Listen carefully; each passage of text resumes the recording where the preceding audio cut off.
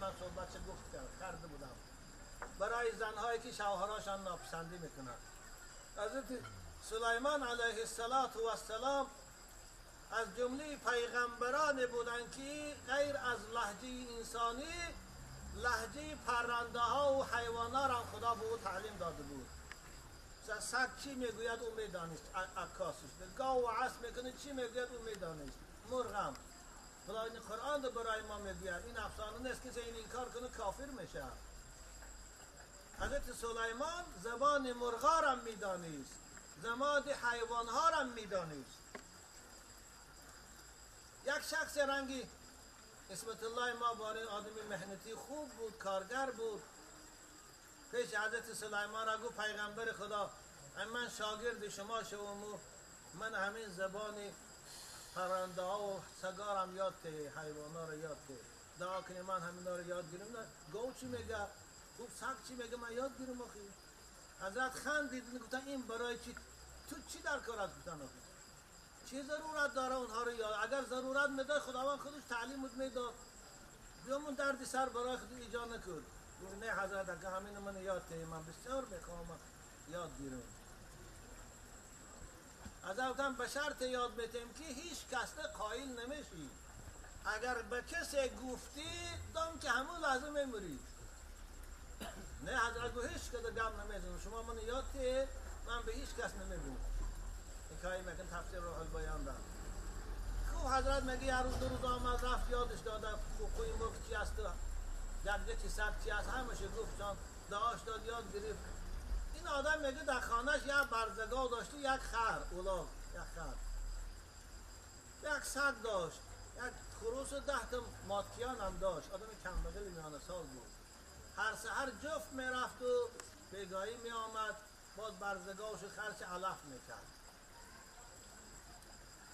از جفت گشته آمد برزگاه و بست و خرچ جلاش گرفت و پیشت علف پرتو. آن خرده هم برزگاه دار. این خر برزگاه و نگاه که اگه جوره دو برزگاه بیا همه علفات نخور پیش من تیله که بفوت من خورم. این شب که تو علف نخورده هم صاحب ما میگه که این کسال شده برزگاه ما این روز خیلی پگه دم گره جفت نبریم شب من پگه حقی خومه تو رو میتیم هر دو شبت خور.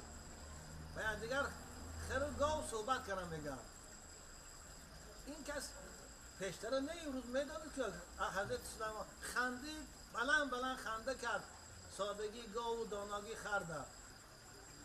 این کمپرش گاو جوشی داشت و گفت چی میخندی؟ خیلی چی یک خندم آمده همین علف خوری گاو خنده. خیلی شبه چی نگفت فگاهی برزگاه جفت نبود.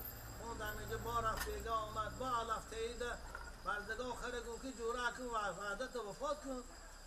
اینش حقی من اخری گشنگی دو روز دراز مردم اگه علفت من تیگو من خونم آخی خرز وفا کن. که خرم میگن ساده دیگه اخیر خر دانا میشافی. خر گفت که برزگاه ساده گفت من شب تو علف نخوردی این روز خوجی من سوار شد پیش قصاب را قصاب گفت که همین من برزگاه فرده دارم و همه کسال شده بیا پگر را و بینش یکی خراب نشه کشش خراب نشده. بنابراین این شب هم نخور علفات من ته 2 روز میشه گو خراب میشه اشکمود میچسبه فقط قصاب بیای بینه خرابه نمیکشد گو همین که مردن خلاص میشی. ای با من فقط دیگه 2 روز حق میتیمدن که با صاحبش خندید بلند خندید قهقه کرد. کمپرش گفتی تو بدبخت یگان بالا داری یگان فکر داری در یادت میبیام میخندی یگان عاشق داری گفت یگان زنی بجایی داری. این زن مردم همین زنی دیم بسا میترسن همه هر دو شدن جنجال. زنه گفتی تو اگر نگویی برای چی نمیخندی برای چی میخندی نگویی مگو من کتی تو زندگی نمیکنم. خیلی شب تا روز گرگر خود شنمونش خاروی سحری چای کن گفت چایش هم نکرد همه غرغر آخی گفتی ای زنک من به تو این سیر گویم میمورم کاری من چی میموری میگویی نباشه من تو زندگی نمیکنم. بعضی زن احمقیش میگم از این بعضی زنها رو یک رویشان از دست حکایه میکنن. آخر مجبور شد که خیلی یک کاغذ و یک قلم بیار من وصیتامو نویسم و میگم تو میلش که من مردم ده زنه گفت کار من نیست میمیری میگی بجان خلا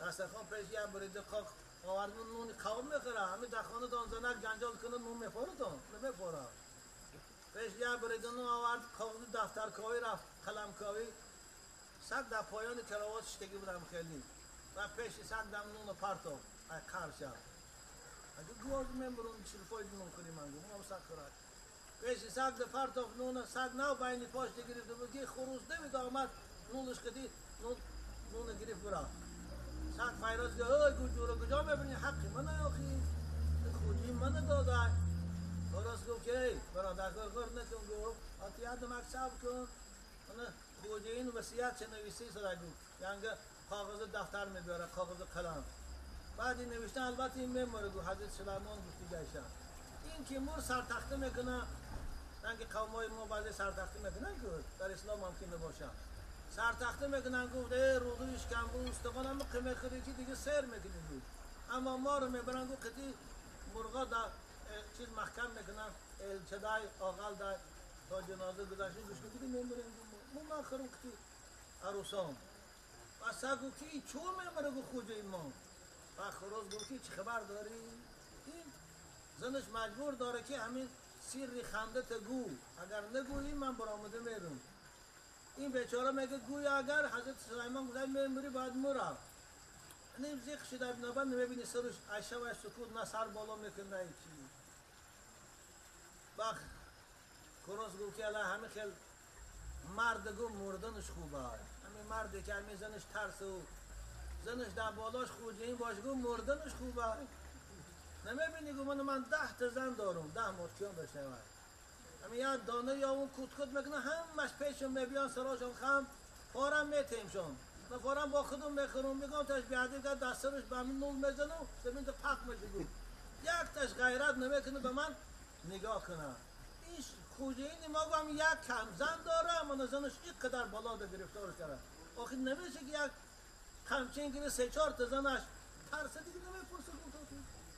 خروز گفتی نه این آزبان مرغ میدان است که یکی باهوش دستر زولای راست میگفتم این آخی قدی چنبل برای این باخت مکشون همین نه کاغذ قلم گرفته زنک آمد که خیلی با کمچینی گرفت همه قزانه گذار که زنک بیچاره پشتا هم توبه کرده یکی منو پرسیدن نه تا توبه نگه زدش بیهوش که غلطان داشت و گونه که جزای زنگی شوهر چه میپرسه که تو چیکار میکنی کجا میری پیش کی میری توبه که خیلی گفت دیگه نمیپرسم بس سرش کن هنگی روح البیان این حکایه میکنه برای خاطر چی برای خاطر بعضی زنهایی که در کارهای شوهر دخالت میکنن کجا رفتی پیش کی رفتی کسی کی بودی وظیفه زن خواهرای عزیز این نیست